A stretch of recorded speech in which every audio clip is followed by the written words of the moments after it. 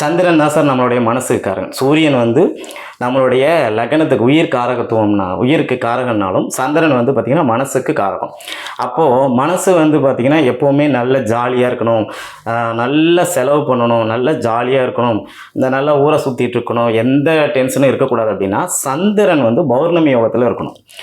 அந்த பௌர்ணமி யோகத்தில் இருக்கக்கூடிய சந்திரனை எங்கிருந்தாவது குரு பகவான் வந்து நட்பு நிலைமையில இருந்து நல்ல நிலைமையில இருந்து அந்த சந்திரனை வந்து குரு பார்க்கும்போது பார்த்தீங்கன்னா இந்த அமைப்பு வந்து ரொம்ப சிறப்பாக இருக்கும்.